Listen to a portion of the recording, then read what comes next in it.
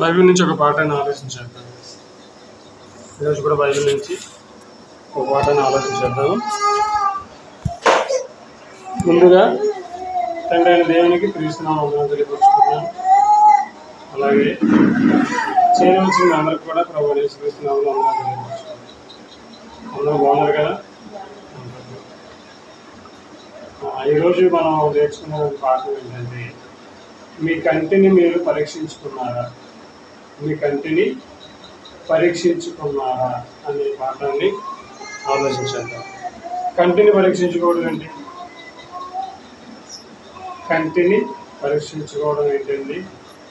కంటిని పరీక్షించుకోవడం అంటే ఏదైనా మసక రావడం కానీ, దూరపు చూపు తగ్గడం కానీ, ఇలాంటివి జరిగితే ఏం చేస్తాం? మనం కంటి పరీక్షలు చేయించుకుంటాం. కంటి వైద్యుల దగ్గరికి వెళ్తాం. అయితే బైబిల్లో కనుక మనం ఆలోచన చేస్తే, మీ కంటిని మీరు పరీక్షించుకున్నారా? ఒక విషయాన్ని మనం ఆలోచిస్తే, ఒక విషయాన్ని మీకు జ్ఞాపకం చేస్తాను. ఈరోజు సమాజాన్ని మనం ఆలోచిస్తే, సమాజంలో ఉన్నటువంటి పరిస్థితులను మనం ఆలోచిస్తే ఎలా ఉందంటే, అమెరికా గురించి మీరు ఉన్నారా న్యూస్లో? అమెరికా గురించి మనం అంటే సుమారుగా 7,25,000 మంది సరైన ఆధారం లేవు. వీసాలు, ధృవపత్రాలు అంటారు కదా, ఇవి లేనందున ట్రంప్ ఏం చేసి తెలుసా? మొత్తం అందరికీ చేతులకు బేడీలు వేసి మరీ పంపించేస్తున్నారు. చూసారా న్యూస్? అంటే మనిషి ఒక దేశం ఉండడానికి ఏం కావాలి? వీసా కావాలి, పాస్పోర్ట్ కావాలి. ఆ గవర్నమెంట్ ఇచ్చినటువంటి ఆమోద ముద్ర అంతా ఉండాలి, అది అంగీకరించాలి గవర్నమెంట్. అయితే మన భారతీయులకి ఏమీ లేదు, వీసాలు, పాస్పోర్ట్. అంటే ఆ గవర్నమెంట్కి కావాల్సినటువంటి ఆధారాలు ఏమి లేవు. ఎంతమందికి లేవనుకున్నారు? 7,20,000 మంది. కానీ వాళ్ళందరూ ఏం చేస్తారు? ట్రంప్ పంపించేస్తారు. మీ ఇంటికి వెళ్ళిపోండి, మీ దేశం. అంటే ఒక దేశంలో మనిషి నివసించడానికి రూల్స్ అండ్ రెగ్యులేషన్స్ ఉన్నప్పుడు, మరి మనిషి చనిపోయిన తర్వాత వెళ్ళవలసింది ఎక్కడికి వెళ్ళాలి? పరలోకానికి వెళ్ళాలి కదా. ఇప్పుడు మనం యేసుక్రీస్తు ఎందుకు నమ్ముకున్నాం? యేసుక్రీస్తు ఎందుకు నమ్ముకున్నాం? పరలోకానికి వెళ్ళాలనే కదా. చనిపోయిన తర్వాత మీరు ఇదిగో ఎవరైతే నా యందు విశ్వాసం ఉంచుతారో వారిని నేను ఏం చేస్తాను? యేసు ప్రభు చనిపోయినా తిరిగి లేపుతాను. అలాగే తండ్రి వద్దకు వెళ్ళాలంటే, అంటే దేవుడు పరలోకంలో ఉన్నారు కదా, ఆయన వద్దకు వెళ్ళాలంటే నేనే మార్గం అన్నాడు యేసు ప్రభు. అంటే యేసు ప్రభుని ఎవరైతే విశ్వసించి బాప్తిజం తీసుకుంటారో వాళ్ళు పరలోకానికి వెళ్ళాలి. వెళ్తారనేది బైబిల్ చెప్పిన సత్యం. ఎందుకు మీరు బాప్తిజం తీసుకున్నారు? ఎందుకు బాప్తిజాన్ని తీసుకుంటున్నారు? ఎందుకు యేసుని నమ్ముతున్నారంటే, ఎందుకు? పరలోకానికి వెళ్ళడానికి. అంటే ఈ ప్రార్థనకి వెళ్ళడానికి. కాబట్టి దేవుని నమ్మడం కష్టమా ఈజీయా? అంటే దేవుని నమ్మడము తేలిక పనా, కష్టమైన పనా? కష్టమైన పని అండి. ఈరోజు ఇక్కడికి రావడానికి మన శరీరాన్ని మనం సహకరిస్తున్నాయా? సహకరించట్లేదు. దేవుని వద్దకు వెళ్ళాలి, చెవులు దేవునికి ఇవ్వాలి, చూపులు దేవునికి ఇవ్వాలంటే చాలా కష్టం. అయినా ఎందుకు మనకున్న పనులన్నీ మానుకుని వస్తున్నాం? దేవుని వద్దకు వెళ్ళాలి, దేవుడున్న లోకానికి వెళ్ళాలి, పరలోకం వెళ్ళాలనే కదా, బైబిల్ నేర్చుకోవాలనే కదా. ఇంత కష్టమైన పరిస్థితుల్లో కూడా ఎందుకు మనం ఇలా సంఘంలో కూడుకుంటున్నామంటే పరలోకం వెళ్ళాలి. మరి ఒక దేశంలో ఉన్న ఒక నాయకుడు పెట్టిన రూల్స్కి ఈరోజు మనుషులు ఉండలేక వెళ్ళిపోతుంటే, మరి దేవుడు పరలోకానికి వెళ్ళడానికి ఎన్ని కండిషన్స్ ఉన్నా తెలుసా? ఎన్ని ఆజ్ఞలు చెప్పాడు తెలుసా? మరి మనం పరలోకానికి వెళ్తామా? మరి దేవుడు పెట్టిన ఆజ్ఞలను కానీ, ఆయన చేసిన ఆర్డర్స్ని కానీ మనం ఆలోచిస్తే, బైబిల్లో రాయబడిన మాటల ప్రకారంగా మనం పరలోకానికి వెళ్తాము. ఈరోజు అందరూ క్రైస్తవులందరూ ఏమనుకుంటారంటే, బాప్తిజం తీసుకున్న ప్రతి ఒక్కరు ఎక్కడికి వెళ్ళిపోతారు? పరలోకానికి వెళ్ళిపోతారు.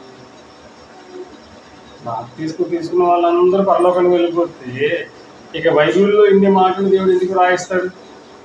అవునా? ఏమన్నాడు యేసు ప్రభు? ప్రభువా ప్రభువా నన్ను పిలిచేవాడు ప్రతి వాడును పరలోకానికి వెళ్ళడు, కానీ తండ్రి చిత్తాన్ని నెరవేర్చేవాడు ఎక్కడికి వెళ్తాడు? తండ్రి చిత్తాన్ని నెరవేర్చేవాడే ఆయన ఉన్న పరలోకానికి వెళ్తాడు. అంటే తండ్రి చిత్తం ఎక్కడ ఉంది? ఇంకో మన బైబిల్లో ఉంది. అర్థమవుతుందండి? అంటే ఎందుకు మాటలు చెప్పానంటే, అదొక దేశంలో ఉండడానికి ఒక మనిషి ఇన్ని పద్ధతులు, ఇన్ని రూల్స్ పాటిస్తేనే ఉండగలుగుతున్నారు. మరి మనం పరలోకానికి వెళ్ళాలంటే చాలా రూల్స్, చాలా కష్టం. పరలోకానికి వెళ్ళాలంటే ఎన్ని శ్రమలు, ఎన్ని బాధలు, ఎన్ని కష్టాలు అనుభవిస్తేనే కానీ మనము పరలోకానికి వెళ్ళలేము. అది శాశ్వతమైన లోకం, శాశ్వతమైన లోకం. ఇది అశాశ్వతమైనది. ఇక నరకం గురించి మాట్లాడితే చాలా మంది నరకం గురించి మాట్లాడతారు. ఏమంటో తెలుసా? కానీ ఈరోజు నేను బస్సులో వస్తుంటే ఆ రోడ్డు బాగాలేదండి, నరకం చూసానండి అంటారు. అవునా? అంటే నరకం మనిషికి ఎలాగర్థమైంది? ఇక్కడ ఒక బస్సులో వస్తుంటే ఆ రోడ్డు బాగోనందున, గోతుల్లో నువ్వు నిలబడలేకపోయినందున నీకేం కనిపించింది? నరకం ఉంటుందా? అంటే మనిషికి నరకం అంటే అంతా అర్థమైంది. అలాగే ఏదైనా ఒక ప్రదేశంలో దోమలు కుట్టినాయి అనుకోండి, ఎక్కువగా దోమలు చంపేసినట్టు నాకు ఏం చూపించే?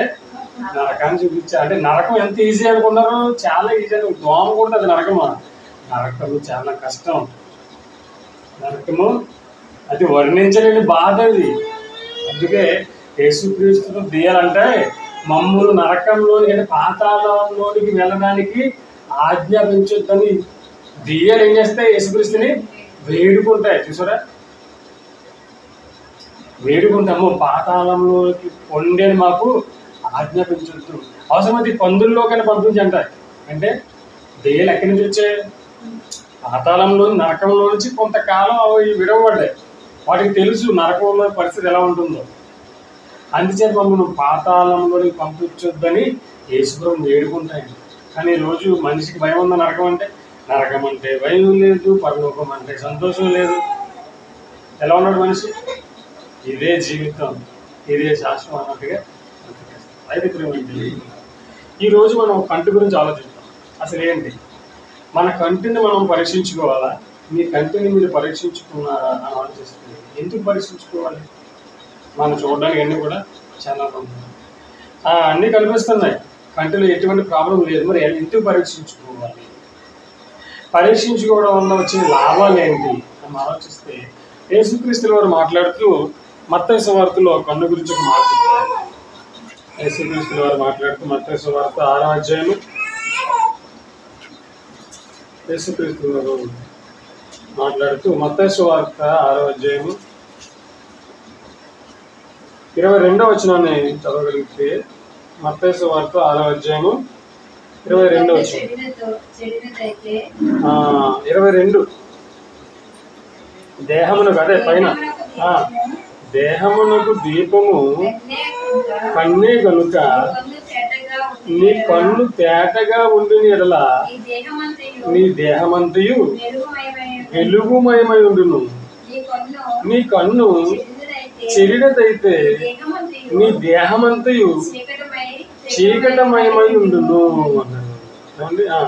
నీలో ఉన్న వెలుగు చీకటి ఉండుని ఎడల ఆ చీకటి ఎంతో గొప్పది. ఆ చీకటి ఎంత గొప్పది. ఇక్కడ యేసుప్రభువు వారు, యేసుక్రీస్తుల వారు మాట్లాడిన మాటల్లోని అర్థాన్ని మనం గ్రహించడం చాలా కష్టం. యేసుక్రీస్తుల వారి యొక్క మాటలను మనం అర్థం చేసుకోవడం చాలా కష్టం.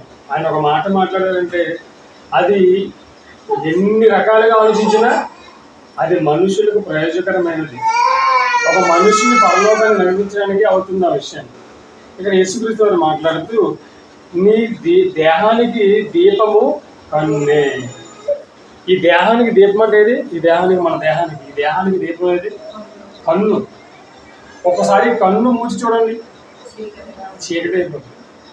చీకటి అయిపోతే ఈ అవయవాలు ఏమి కూడా ఏం చేయవు, అన్ని చేయలేవు. మన లోపల తీసుకెళ్ళచ్చు. ఒకవేళ మనం కళ్ళు మూసుకుని పని చేయగలమా? చేయలేము. అంటే ఈ దేహాన్ని నడిపిస్తుంది ఏది? మెయిన్ పార్ట్గా కన్ను.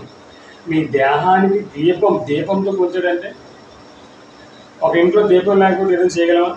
ఏమీ చేయలేము. ఒక ఇంట్లో దీపం లేకపోతే రాత్రి వేళ ఏది చేయలేము. అలాగే ఈ దేహానికి దీపమైనటువంటి కన్ను లేకపోతే మనం ఏది చేయలేము. అయితే ఈ దేహానికి దీపమైనటువంటి కన్ను గనక చెడిపోతే ఏమన్నాడు? దేహానికి దీపము కన్నే గనక నీ కన్ను తేటగా ఉండాలి. నీ కన్ను ఎలా ఉండాలి? తేటగా ఉండాలి. ఉండని ఎడల నీ దేహమంతయు వెలుగుమై ఉంటుంది. తేటగా ఉంటే. ఒకవేళ నీ కన్ను చెడిపోతే నీ దేహమంతయు చీకటైపోతుంది. ఈ వెలుగు ఏంటి, చీకటి ఏంటి ఆలోచిద్దాం. కన్ను చెడిపోయింది అన్నాడు. చెడిపోయిందంటే చూపు కనిపించదనో, లేకపోతే కళ్ళు అంతా ఏదో వాటర్ కారుతుందనో, దూరపు చూపు మందగించిందనో, కాబట్టి ఇది కాదండి. అంటే మనిషికి వచ్చేటువంటి సైట్ కూడా చూసారా, దాని గురించి యేసుక్రీస్తు మాట్లాడట్లేదు. అంటే ఎందుకు? మీ కన్ను చెడిపోతే మీ చూపు తగ్గుతుంది అన్నాడా? అందులో ఏమన్నాడు? మీ కన్ను చెడిపోతే మీలో ఉన్న వెలుగు ఏమైపోతున్నాడు? చీకటి అయిపోతున్నాడు. మీలో ఉన్నటువంటి దేహానికి వెలుగుమయమై ఉండును. ఒకవేళ నీ కన్ను చెడిపోతే నీ దేహమంతా కూడా చెడిపోతాడు. నిజంగా మనం ఆలోచిస్తే ఆయన మాట్లాడిన మాట ఈ కన్ను గురించి అనుకుంటే, ఈ కన్ను పాడైంది అనుకోండి, మన దేహం అంతా పాడైపోద్దా? పాడదు. చాలామంది ఈ కన్ను లేని ఒక్కరితో ఉన్న వాళ్ళు బ్రతుకున్న వాళ్ళు చాలామంది. అవునా? మరి కన్ను చెడిపోతే మొత్తం ఈ దేహం అంతా చెడిపోద్ది అంటున్నాడు ఏంటి? ఉదాహరణకి షుగర్ పేషెంట్కి మనం తెలుసు. షుగర్ వచ్చిన వాళ్ళకి, షుగర్ వ్యాధి ఉన్న వాళ్ళకి ఎక్కడైనా కాళ్ళు కానీ ఏదైనా గాయం వేసిందనుకోండి, ఏం చేస్తారు? ఆ గాయం ఏమైపోద్ది? నెమ్మదిగా కాలు అయినా చెయ్యని ఏం చేస్తుంది? తినేస్తారు. అప్పుడు డాక్టర్లు ఏం చేస్తారు? ఆ వేళ్ళు అయినా కాళ్ళు అయినా ఏం చేస్తారు? తీసేస్తారు. ఎందుకు? మొత్తం ఆ శరీరాన్ని అంతా కూడా ఏం చేస్తుంది? ఇది తినేస్తుంది కాబట్టి. అలాగే యేసు ప్రభు మాట్లాడుతూ, ఒకవేళ మీ కన్ను చెడిపోతే, జాగ్రత్తగా మీరు ఆలోచించండి. ఒకవేళ మీ కన్ను చెడిపోతే ఏమైపోద్దంట? మీ దేహం అంతా చెడిపోతాడు. ఏంటి? కంటికి దేహానికి ఏంటి కనెక్షన్? యేసుక్రీస్తు వారు మాట్లాడుతున్నటువంటి మాటకి ఏంటి అర్థం? అసలు వెలుగు ఏంటి, చీకటి ఏంటి అని మనం ఆలోచిస్తుంది. ఎందుకంటే ఒక ఉదాహరణ మీకు చెప్తాను. ఈరోజు సమాజం ఎలా ఉందంటే, ఒక మాస్టర్ గారు ఏం చేశారంటే, తన దగ్గర ఉన్నటువంటి ఒక 3 స్టూడెంట్ తీసుకుని, ఒక 3 గుడ్డివారు ఉన్నారు అతని దగ్గర. ఆ గుడ్డివారిని వెళ్ళి ఏనుగుని చూడమన్నారు. ఏనుగుని పరీక్షించమన్నారు. మాస్టర్ మేము ఏనుగుని వస్తామని అన్నారు. అయితే ఓకేరా వెళ్ళండి అని చెప్పేసి మొదటివాడు పంపించాడు. ఏనుగుని మొదటివాడు వెళ్ళాడు. మొదటివాడు వెళ్ళి ఏం చేశాడు? వెళ్ళి ఏనుగు చెవి పట్టుకున్నాడు. మొదటివాడు ఏం చేశాడు? ఏనుగు చెవి పట్టుకున్నాడు. పట్టుకుని వచ్చిన తర్వాత ఎలా ఉందంటే, మాస్టర్ గారండి ఏనుగు ఎలా ఉందంటే ఏనుగు చేట్లా ఉందండి అన్నాడు మొదటివాడు. ఓకే, నెక్స్ట్ రెండోవాడు వెళ్ళి చూడాలన్నాడు. రెండోవాడు వెళ్ళాడు. రెండోవాడు కూడా వెళ్ళి ఏనుగు కాలు పట్టుకున్నాడు. ఏనుగు కాలు పట్టుకుని వచ్చి, మాస్టర్ అండి ఏనుగండి స్తంభంలో ఉందండి అని అన్నాడు. అవునా, సరే. నువ్వు మూడోవాడు వెళ్ళి చెక్ చేయాలన్నాడు. సరే, మూడోవాడు వెళ్ళాడు. మూడోవాడు వెళ్ళి ఈ ఏనుగు పొట్ట బాగానే పట్టుకున్నాడు. వచ్చి అన్నాడు మాస్టర్ గారి, మాస్టర్ గారండి ఏనుగు గోళలా ఉందండి అన్నాడు. సరే, అందుకే ఇప్పుడు ఏనుగు స్తంభంలా ఉందా, గోళలా ఉందా, చేట్లా ఉందా, ఎలా ఉంది? ఎవరు చెప్పింది కరెక్ట్? చెప్పండి. ఎవరు చెప్పింది కరెక్ట్ కదండి. ఏనుగులాగానే ఉంది, కానీ వీళ్ళ ఆలోచనలు బట్టి చెప్పారు. అనిపించదు కదా వాళ్ళకి. అలాగే ఈరోజు బైబిల్ కూడా ఎలా చెప్తున్నారంటే, వాళ్ళ ఆలోచనల ప్రకారం చెప్తున్నారు అంతే. వాళ్ళకి వచ్చింది, వాళ్ళకి తెలిసింది, వాళ్ళకి నచ్చింది చెప్పుకుంటూ వెళ్ళిపోవడం వల్ల ఈరోజు బైబిల్ సమాజానికి అర్థం కాదు. కాబట్టి అసలు యేసుక్రీస్తు వారు మాట్లాడినటువంటి ఆ మాటకి అర్థం ఏమిటి అనేసి మనం ఆలోచిస్తే, అసలు ఈ కన్ను చెడిపోవడం ఏంటి? చెడిపోతే ఈ దేహం అంతా ఎందుకు చెడిపోతుంది? కన్నుకి దేహానికి ఏంటి లింకు? లోకంలో సామెత చెప్తారు. ఏమంటారు? నోరు మంచిదైతే ఊరంతా మంచిదంటారు. అవునా? అంటే నోరు ఈ అవయవాలు ఉన్నటువంటి నోరు మంచిదైతే ఊరంతా మంచిగా మాట్లాడుతుంది. అలాగే ఈ దేహం ఉన్నటువంటి కన్ను చెడిపోతే ఏమైపోతుందంటే ఈ దేహం అంతా చెడిపోతుంది. ఎలా చెడిపోతుంది? ప్రమాదం కదండి. మరి ఏదైనా ఇప్పుడు ఒక కరోనా విషయంలో ఏదైనా కొత్త కేసులు రాగానే ఏం చేస్తారు? వెంటనే దాన్ని ఏం చేస్తారు? అలర్ట్ చేసేస్తారు. మొత్తం అందరికీ ఆ న్యూస్ స్ప్రెడ్ చేసేసి అందరూ జాగ్రత్త పడండి, మరలా కొత్తగా వస్తుందని చెప్పేసి ఏం చేస్తారు? జాగ్రత్త పడమంటారు. ఎందుకు? ప్రాణాలకు ప్రమాదం కాబట్టి. అవునా? ప్రాణాలకి ప్రమాదం కాబట్టి అందరినీ జాగ్రత్తగా ఉంటుంది. అలాగే ఇది యేసుక్రీస్తు వారు మాట్లాడుతూ మీ కన్ను చెడిపోతే మీ దేహం కూడా చెడిపోతుంది అని మాట్లాడుతుంది. ఇందుకు కన్ను చెడిపోవడం ఏంటి? ఒకవేళ చెడిపోతే ఆ కన్నుతో పాటు దేహం అంతా చెడిపోవడం ఏంటి? ఈ విషయాన్ని మనం చూసినట్లయితే బైబిల్లో చూడండి, కొరింథీయులకు రాసిన మొదటి పత్రిక, కొరింథీయులకు రాసిన అపోస్తలుడైన పౌలు కొరింథీయులకు రాసిన మొదటి పత్రిక 12వ అధ్యాయము. అసలు అవయవాల గురించి దేవుడు ఏం మాట్లాడాడో మనం చూస్తే, కొరింథీయులకు రాసిన మొదటి పత్రిక 12వ అధ్యాయము 18 వచనం నుంచి మనం చూడగలిగితే, అయితే దేవుడు అవయవములలో ప్రతి దానిని తన చిత్త ప్రకారము శరీరములో ఉంచెను. చాలండి. ఏమండి? దేవుడు అవయవాలను ఏం చేశాడంట? ఆయన చిత్తం అంటే చిత్తం అంటే ఇష్టం. అర్థమవుతుంది? దేవుడు అవయవాలలో ప్రతి దానిని తన చిత్త ప్రకారము శరీరములో ఉంచాడు. అంటే చెవులు ఇక్కడ ఉండాలి, కళ్ళు ఇక్కడ ఉండాలి, ముక్కు ఇక్కడ ఉండాలి. ఎవరికి ఇష్టం? ఇది దేవునికి ఇష్టం. పుట్టిన వెంటనే మనం బిడ్డలు చూసి ఏమనుకుంటాం? అబ్బా ముక్కు ఎంత బాగున్నాయి, కళ్ళు ఎంత బాగున్నాయి అనుకుంటాం. కానీ అవి అక్కడ ఉండాలని అవి అక్కడ ఉంచింది ఎవరు? దేవుడే. తల్లి గర్భంలో 9 నెలల నిర్మాణం జరుగుతున్నప్పుడు ఎవరు నిర్మించారు ఆ నిర్మాణాన్ని? తల్ల, తండ్రి? ఎవరికి తెలియదండి. తల్లికి తెలియదు, తండ్రికి తెలియదు.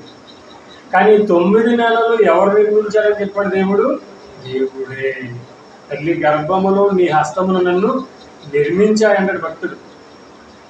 అంటే దేవుడు తన చిత్త ప్రకారంగా ఉంచినటువంటి అవయవాలను, ఈ అవయవాలలో ఏదైనా చెడిపోతే, ఏదైనా పాడైపోతే, మరి ముఖ్యంగా కన్ను, ఈ కన్ను పాడైపోతే ఎంత ప్రమాదం?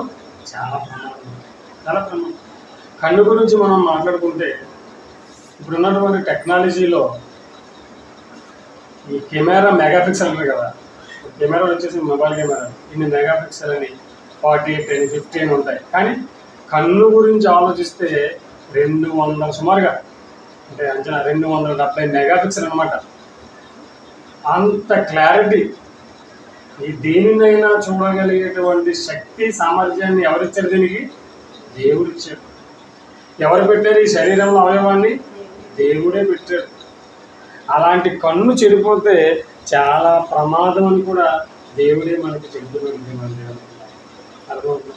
ఇప్పటి వరకు మనం కన్ను గురించి, కాలు గురించి, చెవి గురించి పరీక్షించుకున్నాం. కానీ కన్ను గురించి ఎవరైనా పరీక్షించుకున్నామా? పరీక్షించుకోవాలి. పరీక్షించుకోవాలనే దేవుడు తన మాటలు, తన గ్రంథంలో మనకి రాసి ఉంచాడు. అందుకే దేవుడు ఏమన్నాడు? ఇదిగో, అయితే దేవుడు అవయవములలో ప్రతి దానిని తన చిత్త ప్రకారం శరీరంలో ఉంచాడు.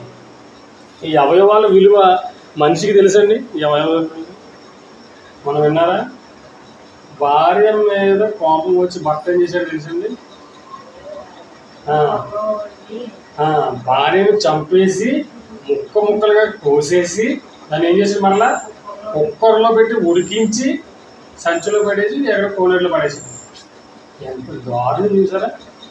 ఈ అవయవాలు ఎవరు చేయలేరు. కళ్ళు కానీ, కాళ్ళు కానీ, కన్నులు కానీ, చెవులు కానీ ఎవ్వరూ చేయలేరు. దేవుడు చేసి ఈ శరీరాన్ని మనకి ఇస్తే ఆ శరీరాన్ని ఏం చేస్తున్నారు? చిన్న విచ్చలవిడిగా దాన్ని నాశనం చేసుకుంటారు. నాశనం చేస్తున్నారు. తాగేవాడు ఒకడు, తిరిగేవాడు ఒకడు. ఎవరికి తెలుసు ఈ అవయవాల విలువ? ఎవరికి అర్థమైంది శరీరం యొక్క విలువ? ఏం చేశాడు భార్యని? ఒకవేళ ఏదో తప్ప చేసింది, ఏదో చేసింది అనుకోండి, ఏం చేయాలి? ఓకే, విడిచిపెట్టాయి అంతేనా? లేక సరిదిద్దుకో, సరిచేయి. అందుకే ఏం చేశాడు ఆయన? చంపేశాడు. ఫస్ట్ చంపేశాడు మళ్ళీ ఏం చేశాడు, ముక్కలుగా కోసేసి మళ్ళీ కుక్కల్లో దాన్ని ఉడకబెట్టి అంటే మనిషి ఎంత దారుణంగా మారిపోతుందో తెలుసా. రాక్షసుడి గురించి మనం విన్నాం ఒకప్పుడు కథల్లో, పురాణాల్లో అన్ని రాక్షసులుగా ఉంటారండి. కానీ ఈరోజు కళ్ళ ముందు మనిషి ఎలా మారిపోతున్నాడు, రాక్షసులా మారి. ఎంత ఘోరం, ఎంత ఘోరం. ఒక మనిషిని చంపి ముక్కలు పోయడం ఇంకెంత ఘోరం ఆలోచించి. అంటే అవయవాలు విలువ మనిషికి అర్థమైందా? అర్థం కాలేదు.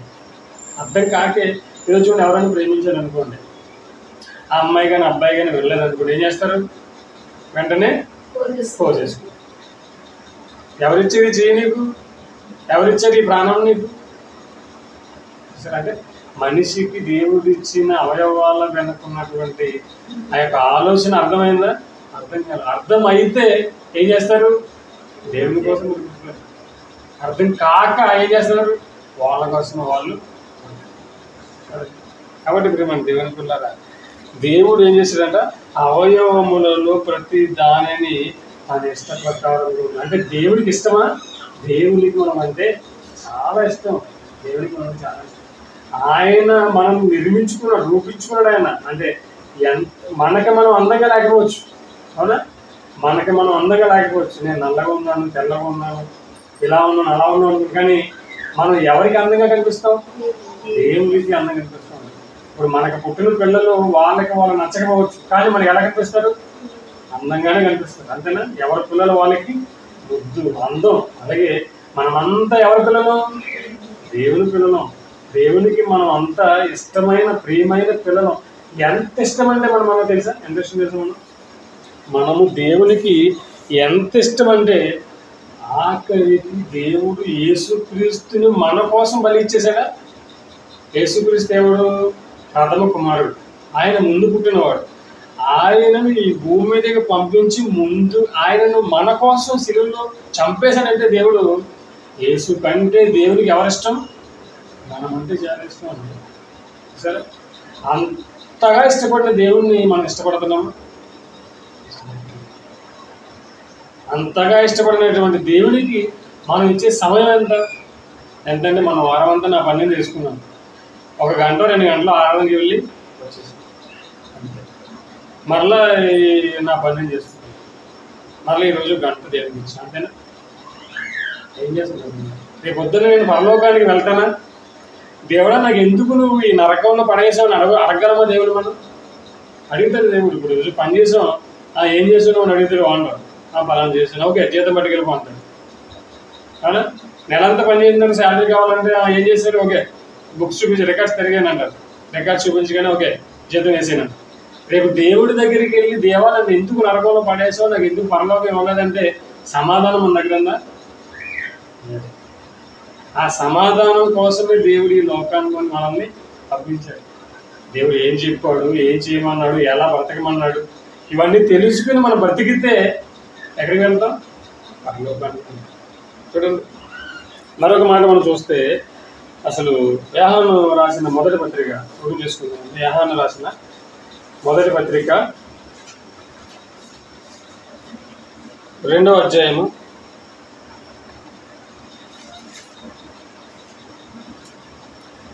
9వ వచనాన్ని మనం చూడగలిగితే, యోహాను రాసిన వెలుగులో ఉన్నానని చెప్పుకొనుచు తన సహోదరుని ద్వేషించువాడు ఎప్పటి వరకును చీకటిలోనే ఉన్నాడు. తన సహోదరుని ప్రేమించువాడు వెలుగులో ఉన్నవాడు అతని యందు అభ్యంతర కారణమేదీ లేదు. తన సహోదరుని ద్వేషించేవాడు చీకటిలో ఉండి చీకటిలో నడుచుచున్నాడు.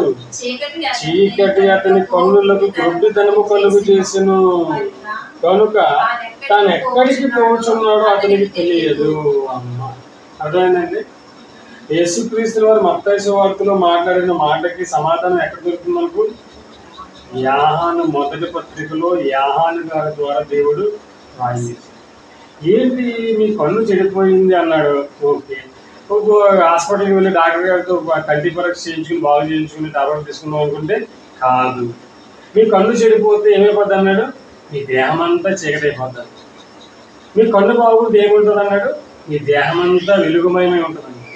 అంటే ఇప్పుడు చీకటి వెలుగు ఏంటి, కన్ను చెడిపోవడం ఏంటి అని ఆలోచిస్తే ఇక్కడికి వచ్చినప్పుడు సమాధానం దొరికింది. ఎప్పుడైనా సరే బైబిల్లో ఉన్నటువంటి ప్రశ్నకి సమాధానం ఎక్కడ వెతకాలి? బైబిల్లోనే వెతకాలి. బయటికి వెళ్ళి మనం వెతకూడదు. ఇక్కడికి వచ్చేసరికి ఏమన్నాడు యోహాను గారి ద్వారా? ఇదిగో వెలుగులో ఉన్నానని చెప్పుకొనొచ్చు తన సహోదరుని ద్వేషించేవాడు ఎప్పటి వరకు నువ్వు చీకటిలోనే ఉన్నాడు. వెలుగులో ఉంటామంటే వెలుగండి. నేను అంతా మంచిగా ఉన్నాను, దేవుల్లో ఉన్నాను, ప్రార్థనకి వెళ్తున్నాను, దేవుని నమ్ముకుంటున్నాను అని అనుకుంటున్న వారు అందరూ కూడా ఏం చేయాలంట? అలా అనుకుని చెప్పుకొనొచ్చు తన సహోదరుని ద్వేషిస్తే. అర్థమవుతుందండి? మనం దేవుని కోసం ఎన్ని ఇచ్చినా, ఎన్ని చేసినా, ఏం చేసినా ఆఖరికి మనం చేయవలసింది ఏంటి? మన సహోదరుని మనం ఏం చేయాలి? ప్రేమించాలి, ద్వేషించకూడదు. అంతే కదండి. ఒకరిని మనం ప్రేమించాలంటే ముందుగా మనకి అవసరమైనది ఏంటి? ఒకరిని మనం ప్రేమించాలంటే ముందుగా మనకు కావాల్సినటువంటి అవయవం ఏది? కన్ను. అవునా? ఒకరిని చూసిన వెంటనే మనం సంతోషపడిపోవాలంటే ముందుగా మనకు కావాల్సిన అవయవం ఏది? కన్ను అండి. కన్ను. అవునా? ఈ కన్నే లేదనుకోండి, కళ్ళు మూసుకుని ఎవరి దగ్గర ఏం చేస్తాం? అతను ప్రేమించలేము, ద్వేషించలేము, పొగడలేము, ఏమి చేయలేము. ఈ కన్ను ఉండడం వల్ల ఏం చేస్తున్నాం? మనం వచ్చింది మనకి ఇష్టమైన వాడు కాబట్టి ఏం చేస్తాం? ఆయన్ని ప్రేమిస్తాం. ఈ కన్ను ఉండడం వల్ల వచ్చిన వాడు మనల్ని అంటే మనకి నచ్చిన వాడు కాబట్టి ఏం చేస్తాం? ద్వేషిస్తాం. అంటే ఒకరిని ప్రేమించాలన్నా, ఒకరిని ద్వేషించాలన్నా ప్రాముఖ్యమైనది ఏది? కన్ను. కాబట్టి ఈ కన్ను చెడిపోయిందంటే మీలో ఉన్నటువంటి వెలుగేమైపోద్ది? చీకటి. అంటే మీ చూపు మారాలి. ఈ కంటి ద్వారా వెళ్ళే సంకేతాల వలన ఏమవుతుంది? ఈ మెదడు నడుస్తుంది, ఆలోచన నడుస్తుంది. అంతే కదా? మనం చూసేదాన్ని బట్టే మనలో ఉన్నటువంటి ఆలోచనలు మారుతూ ఉంటాయి. కాబట్టి యేసుక్రీస్తు వారు మాట్లాడుతూ మీ కన్ను ఎలా ఉండాలి? తేటగా ఉండమని. చూసారా? ఒకవేళ మీ కన్ను తేటగా ఉంటే మీ దేహం అంతా ఎలా ఉంటుంది? తేటగా ఉంటుంది, వెలుగుమయం ఉంటుంది. అంటే మనం చూసే చూపు మారాలి. అంతే కదండి. మనం ఎలా చూస్తాం? మనకు ఒక ధనికుడు, ఒక ధనవంతుడు వచ్చాడు అనుకో, ఏం చేస్తాం? ఎక్కువ అతను ఏం చేస్తాం? గౌరవిస్తాం. అతనికి కావాల్సినవి అన్నీ ఇస్తాం. అది ఒక పేదవాడు కానీ, ఒక అడుక్కునేవాడు వస్తే ఏం చేస్తాం? పట్టించుకోం. తక్కువడే కదా, ద్వేషిస్తాం. సరే, అంటే మన చూపు విధానం ఏమనుకోవాలి? మారిపోవాలి. చూసేదాన్ని బట్టి మన ఆలోచన విధానాన్ని మార్చుకోవాలి. ఎవరినైనా మనం ఏం చేయాలి? ప్రేమించాలి. అర్థమవుతుందండి? ఎవరైనా ప్రేమించాలి. అందుకే ఏమన్నాడు? వెలుగులో ఉన్నానని చెప్పుకొనొచ్చు తన సహోదరుని ద్వేషించేవాడు ఎప్పటి వరకు చీకటిలోనే ఉన్నాడు. తన సహోదరుని ప్రేమించేవాడు ఎక్కడ ఉన్నాడంట? ప్రేమించిన వాడు చీకటిలో ఉన్నాడు, తన సహోదరుని ప్రేమించేవాడు వెలుగులో ఉన్నవాడు. తన సహోదరుని ప్రేమించేవాడు ఎక్కడున్నాడు? వెలుగులో ఉన్నాడు. చీకటి అనగానే మనం ఏదనుకుంటున్నాం, వెలుగు అనగానే మనం ఏదనుకుంటున్నాం. మన జీవితాన్ని సరిగ్గా వాక్యానుసారంగా నడిపించుకోవడమే వెలుగు. దేవుళ్ళు బ్రతకడమే వెలుగు. సక్రియలు మంచి పనులు చేయడమే వెలుగు. చీకటి అనగా అంధకార సంబంధమైన క్రియలు అంటాడు. ఈ వెలుగు చీకటి అనగా దేవుడు అంటే లెక్క లేకుండా, దేవుని మాటలు వినకుండా, దేవుని కోసం బ్రతకకుండా ఉండడం సరే వాళ్ళందరూ కూడా ఎలాంటి జీవితాలు అవి? చీకటి జీవితాలు. పైకి అంత బాగుంటుంది, అన్నీ ఉంటాయి, కానీ వాళ్ళ జీవితంలో ఏముండదు? వెలుగు ఉంటుంది. అంటే దేవుడు లేడు. దేవుడు లేని జీవితం ఎలాంటి జీవితం? అది చీకటి జీవితం. చివరికి నరకంలో ఏముంటుందని చెప్పి యేసుక్రీస్తు అక్కడ చీకటిని ఏడుపును పండ్లు కొడుకుంటే ఉంది. కటిక చీకటి అక్కడ. అది భూమి మీద బ్రతికిన వాడిలో ఒకవేళ వెలుగు లేదనుకో, చీకటితోనే బ్రతుకుతున్నాడు అనుకో, చివరికి వాడు వెళ్ళేది ఎక్కడికి? చీకటిలో. ఎంత భయంకరమైనటువంటి పరిస్థితుల్లో మనం ఉన్నాం సార్. ఆలోచించండి. అందుకే మీ కంటిని మీరు పరీక్షించుకున్నారా? చూడండి, ఎవరికి ఎవరికి అందరికి ఒకరంటే ఒకరికి, దేశాలు ఏమున్నాయి? శత్రుత్వాలు, విరోధాలు. ఎవరికి బాగుంటుంది? ఎందుకు ఈ శత్రుత్వం దేనికి, విరోధం దేనికి? ఎంతకాలం ఉంటుంది భూమి మీద? చెప్పగలమా? గ్యారంటీ ఇవ్వగలమా? చనిపోయిన తర్వాత అయ్యో అని బాధపడే కంటే బ్రతికుండగానే ఏం చేయాలి? సహోదరిని ప్రేమించాలి, అందరినీ ప్రేమించాలి. అందుకే దేవుడు అంటాడు, సత్యమైతే మీరు సమస్త జనులతో సమాధానంగా ఉండండి. సమాధానంగా. చూడండి, మరొక మాట మనం చూడగలిగితే, తెస్సలోనికి రాసినటువంటి పత్రిక, అపోస్తలుడైన పౌలు తెస్సలోనికి రాసినటువంటి మొదటి పత్రిక 5వ అధ్యాయము, తెస్సలోనికి రాసినటువంటి మొదటి పత్రిక 5వ అధ్యాయము 5వ వచనాన్ని మనం చూడగలిగితే, మీరందరూ వెలుగు సంబంధులను పగటి సంబంధులనై ఉన్నారు. మనము రాత్రి వారము కాము, చీకటి వారము కాము. చూసారా? మీరందరూ ఎవరంట? మీరందరూ వెలుగు సంబంధులను పగటి సంబంధులను అయి ఉన్నారు. 4వ వచనం చూసినట్లయితే, సహోదరులారా, ఆ దినము దొంగ వలె మీ మీదకి వచ్చుటకు మీరు చీకటిలో ఉన్నవారు కారు. మీరు చీకటిలో ఉన్నారు కదంటే, ఆ దినము దొంగ వలె. ఏ దినం అది? యేసుక్రీస్తు రెండవ రాకడ. ఆ దినము దొంగ వలె మీ మీదకి వచ్చుటకు మీరు చీకట్లో ఉన్నారంటే దేవుణ్ణి తెలియకుండా లేరు. మీరు దేవుణ్ణి తెలుసుకోవడమే వెలుగండి. అర్థమవుతుందా? దేవుని ఎప్పుడైతే మీరు తెలుసుకున్నారో, యేసుక్రీస్తుని ఎప్పుడైతే మీరు అంగీకరించారో, మీ జీవితం ఏమైపోయింది? వెలిగింపబడింది. అర్థమవుతుంది? అప్పటి వరకు ఎక్కడ ఉన్నాం మనం? చీకట్లో ఉన్నాం. చీకట్లో ఉండడం అంటే దేవుడు తెలియదు, పరలోకం తెలియదు, స్వర్గం తెలియదు, మన జీవితంలో మనకు తెలియదు. ఎప్పుడైతే మన జీవిత పరమార్థాలు తెలుసుకున్నామో, యేసుని తెలుసుకున్నామో, దేవుని తెలుసుకున్నామో, ఏమైపోయి మనం వెలిగింపబడ్డాము. అలా వెలిగింపబడినటువంటి మనము ఎవరమంట? మీరందరూ వెలుగు సంబంధులు అంటే దేవుని సంబంధులు, మీరు పగటి సంబంధులై ఉన్నారు. మనము రాత్రి వారము కాము, చీకటి వారము కాము. అంటే మీ కన్ను చెడిపోయింది అంటే, మీలో ఉన్నటువంటి వెలుగు చీకటి అయిపోయిందంటే, మీ కంటిని మీరు ఏం చేయాలి? పరీక్షించుకోవాలి. మన కన్ను మనకి ఎలాంటి ఆలోచన పుట్టిస్తుంది? ఇతరులను చూడగానే మన కన్ను ఒకవేళ ద్వేషించమని చెప్తుందా? మన సహోదరులు చూడగానే మన కన్ను ద్వేషించమంటుందా? అయితే ఏమన్నా చేస్తున్నాము? ఒకవేళ నీ కన్ను నిన్ను అభ్యంతరపడితే దాన్ని తీసేయమన్నాడు. అంటే పీకేమని కాదు, నీ శరీరంలో దాన్ని పీకేమని కాదు, దాని వలన వచ్చే ఆలోచనలు ఏం చేయాలి? మనం చంపేయాలి. తప్పు. ఇది దేవుడికి విరుద్ధం. అంతే కదండి. ఎవరి ప్రార్థన చేస్తున్నప్పుడు దేవుడు వింటాడని చేస్తాం కదా, మరి పాపం చేస్తున్నప్పుడు దేవుడు చూస్తాడండి. ఎప్పుడు మన మనసులో ఉంచుకోవాల్సింది ఏంటో తెలుసా? దేవుడు నిత్యము మనలను చూస్తున్నారు. ఈరోజు కార్యక్రమం జరుగుతుంది, ఎవరు వచ్చినా లేకపోయినా ఎవరు వస్తారు మన మధ్యకి? దేవుడు వస్తాడు. నిజంగా ఎక్కడ 2-3 కూడి ఉంటారో అక్కడ నేను ఉంటానన్నాడు దేవుడు. ఈ స్థలంలో దేవుడు ఉంటాడు. ఎందుకు? ఆయన మాటలు ఇక్కడ వినపడుతున్నాయి కాబట్టి. ప్రేమ దేవుడి పిల్ల మనం ఎలా ఉండాలి? పగటి వారముగా, వెలుగు వారముగా ఉండాలి. అర్థమవుతుందండి. అదే మొదటి యోహాను, మరలా ఒకసారి మొదటి యోహాను పత్రికల్లో మనం ఆలోచిస్తే, మొదటి అధ్యాయము 5వ వచనాన్ని మనం చూడగలిగితే, యోహాను రాసిన మొదటి పత్రిక మొదటి అధ్యాయము, యోహాను రాసిన మొదటి పత్రిక మొదటి అధ్యాయము,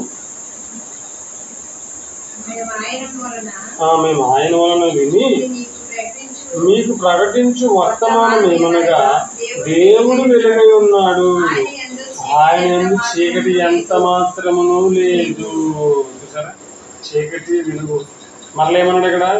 ఆయన యందు చీకటి ఎంత మాత్రము లేదు. వెలుగు అనగానే పరిశుద్ధంగా జీవించడం. మరొకటి చీకటి అనగా పాపములో జీవించడం.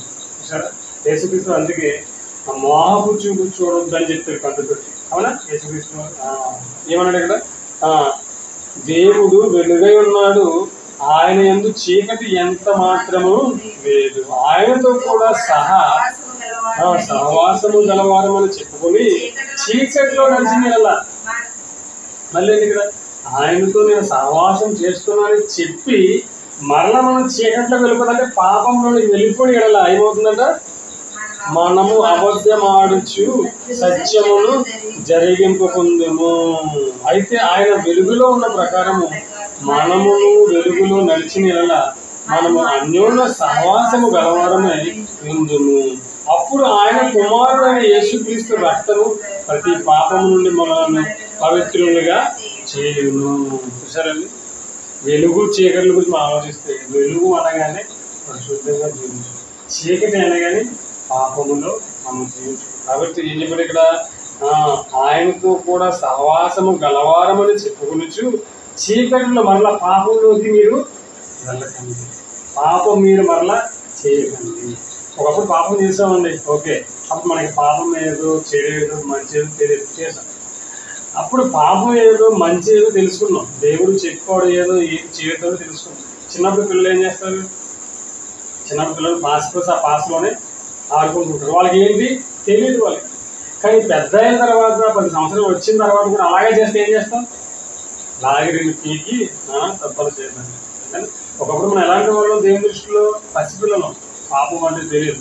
కానీ ఈ రోజు మనం పాపం అంటే ఏదో, పుణ్యం అంటే ఏదో, మంచి ఏదో చెడేదో తెలుసుకున్నాం, దేవుడు ఎలా బ్రతకమన్నాడో తెలుసుకున్నాం. అలా తెలుసుకున్న తర్వాత దేవుడితో సహవాసం చేసిన తర్వాత మరలా పాప జీవితంలోకి మనము తొంగి చూడకూడదు, వెళ్ళకూడదు. అలా వెళ్ళినట్లయితే మనం ఏమవుతాం, అబద్ధికులం అయిపోతాం. అలా అబద్ధికులం అయిపోతే అబద్ధికులకు ఎక్కడికి స్థానం, అబద్ధికులందరూ మండు అగ్నిగుండంలోనికి వెళ్ళిపోతారు. అంటే అబద్ధమాడిన నరకానికి వెళ్ళిపోతామా, చిన్న అబద్ధమాడిన నరకానికి వెళ్ళిపోతాం. అర్థమైందా? కాబట్టి మీ కంటిని మీరు పరీక్షించుకున్నారంటే, ఇప్పుడు కంటిని మీరు పరీక్షించుకున్నారు, మన కన్ను ఎలా ఉంది, ఈ కన్ను ద్వారానే మనము వెలుగులో ఉన్నాము, చీకటిలో ఉన్నాము అర్థమవుతుంది. కాబట్టి ఈ కన్ను బాగుంటే, ఈ కన్నును మనం సరి చేసుకుంటే మొత్తం ఏం సరి అవుతుంది, మన దేహము బాగుంటుంది, మన జీవితం అంతా కూడా వెలుగులో నడుస్తాం. చివరికి ఒక మాట చూసుకుని ముగించేద్దాం.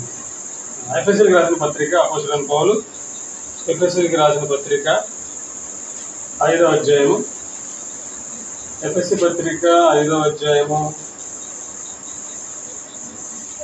8వ వచనం. ఎఫెసీ పత్రిక 5వ అధ్యాయము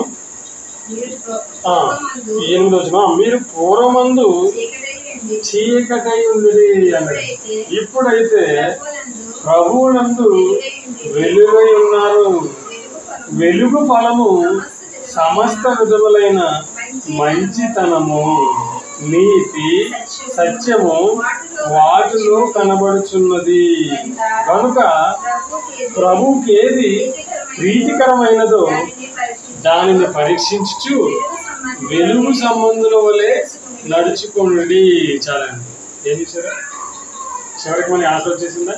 ఏం చెప్పాడు చివరికి వచ్చేసరికి, ఇదిగో పూర్వం మీరు చీకటి ఉన్నారంటే, పూర్వం అనగా పూర్వం మీరు పాపం చేశారు, అన్నీ చేశారు, చీకటి అంధకార సంబంధంలో బ్రతికారు. అయితే ఇప్పుడైతే ప్రభువునందు వెలిగింపబడ్డారు. బాప్తిస్మం ద్వారా మీరు ఏం చేశారు, వెలిగింపబడ్డారు. వెలిగింపబడిన మీరేం చేయాలి, ఫలాలు పొందాలి. ఏంటా ఫలం అంటే, వెలుగు ఫలము సమస్తములైన మంచితనం, తర్వాత నీతి, తర్వాత సత్యమును వాటిలో కనబడుచున్నది. కనుక ప్రభువుకి ఏది ప్రీతికరమైనదో దానిని పరీక్షించుచు ఏం చేయాలి, ప్రీతికరమైనదంటే దేవునికి ఇష్టమైనది ఏదో మీరేం చేయాలి, పరీక్షించండి. ఎన్ని పరీక్షిస్తాం, బంగారం తీసుకుని పరీక్షిస్తాం, బట్టలు తీసుకుని పరీక్షిస్తాం, చెప్పులు కొన్నప్పుడు కూడా ఏం చేస్తాం, పరీక్షిస్తాం. ఉంటాయా దిగిపోతాయి, గ్యారంటీ ఉందా, అన్ని పరీక్షిస్తాం. కానీ దేవుని దగ్గర వచ్చేసరికి మనం ఏం చేస్తాం, పరీక్షించాం. ఏమన్నా దేవుడు, ఇదిగో ప్రభువుకి ఏది ప్రీతికరమైనదో, ఏది ఇష్టమో దానిని మీరు పరీక్షించండి, తెలుసుకోండి. ఎలా పడితే అలా మీరు చేయకండి. మీరు ఏం చేస్తే దేవునికి ఇష్టమా కాదా, ఈ దేవునికి ఇష్టమా కాదా అని ఆలోచించి చేయండి. ప్రీతికరమైనది ఏదో దానిని పరీక్షించుచు వెలుగు సంబంధుల వల్ల మీరు ఏం చేయాలి, నడుచుకోవాలి. నిష్ఫలమైన అంధకార క్రియలలో పాలువారై ఉండక వాటిని ఏం చేయండి? ఖండించండి. చూసారా? అప్పుడు యేసుక్రీస్తు మాట్లాడినటువంటి ఆ ఒక్క మాటలో మనం ఎన్ని మాటలు ఆలోచించాం? అమ్మో, వెలుగు చీకటి అంటే ఇంత పరమాత్మ ఉందా? చీకటి అనగానే పాపపు జీవితం, వెలుగు అనగానే దేవుడు కోరుకున్న జీవితం. పూర్వం మీరు చీకటే ఉన్నారు, కానీ ఇప్పుడు మీరు ఏం చేశారు? వెలిగింపబడ్డారు. మీరు ఈ వెలుగులో మీరు ఏం చేయాలి? కంటిన్యూ అయిపోవాలి. ఈ వెలుగు అనగా మంచితనము, నీతి, సత్యం అనుసరించి నడవాలి. సత్యం అనగా దేవుని వాక్యం. ఈ వాక్యాన్ని అనుసరించి నడవడమే దేవుడు మనకు పెట్టిన విధి. కాబట్టి విన్న మనం అంతా కూడా నేర్చుకున్న అంతా కూడా మనం ఏం చేయాలి? వెలుగు వలె, పగటి సంబంధుల వల్ల మనము జీవించాలి. విడిచిపెట్టినటువంటి పూర్వ జీవితంలో మనము వెళ్ళిపోవాలి. ఒక్కసారి మన కంటిని మనం పరీక్షించుకోవడం వల్ల మనకు తెలిసిన సత్యం ఇది. వెలుగు అంటే ఏంటో, చీకటం అంటే ఏంటో, ఎలాంటి వారిని దేవుడు కోరుకుంటున్నాడు, ఎలా ఉండాలని దేవుడు కోరుకుంటున్నాడో మనకు. కాబట్టి ఈరోజు మన కొన్ని ఎలా ఉంది? ఈరోజు మన జీవితం ఎలా ఉంది? వెలుగులో ఉన్నామా, చీకట్లో ఉన్నామా? ఆలోచించాలి. అంటే వెలుగులో ఉన్నామా, చీకట్లో ఉన్నామా? ఒక్కసారి మనం ఏం చేసుకోవాలి? పరీక్షించుకోవాలి. మీ గురించి ఎవరికి బాగా తెలుసు? దేవుని కంటే ఎక్కువగా ఎవరికి తెలుసు? మీ గురించి మీకే తెలుసు. అలాగే నా గురించి నాకంటే ఎక్కువ ఎవరికి తెలియదు. నా గురించి నాకే తెలుసు. కాబట్టి ఎవరికి వాళ్ళు ఏం చేసుకోవాలి? పరీక్ష చేసుకోవాలి. పరీక్ష చేసుకుని నేను దేవునికి ఇష్టడుగా ఉన్నానా, నా క్రియలు దేవునికి ఇష్టమైనవిగా ఉన్నావా అని మనం పరీక్షించుకుని సరి చేసుకుని దేవుడు ఉన్నటువంటి ఆ మహాలోకానికి రావాలన్నది దేవుని యొక్క చిత్తం. కాబట్టి యేసు యొక్క మాటల్లోని ఆంతర్యం ఏమిటంటే, తమ సహోదరులు ఎవరైతే ప్రేమ కలిగి జీవించకుండా తమ సహోదరులను ద్వేషిస్తారో వారంతా కూడా ఎక్కడున్నట్లు? చీకటిలో ఉన్నట్లు. వారి దేహమంతా చీకటిమయమైనట్లుగా మనం అర్థం చేసుకోవాలి. కాబట్టి వెలుగులో ఉన్న ప్రతి ఒక్కడు తన పొరుగు వారిని, తన సహోదరుని ప్రేమించాలి, ప్రేమ కలిగి జీవించాలి అన్నదే దేవుడు చెప్పినటువంటి, యేసుక్రీస్తు వారు చెప్పినటువంటి అక్షర సత్యం. కాబట్టి మనమందరము అందరి ఎడల ప్రేమ కలిగి జీవించి వెలుగులో నడుచుకోవాలని కోరుకుంటూ ఈ మాటలు ముగిస్తున్నాను.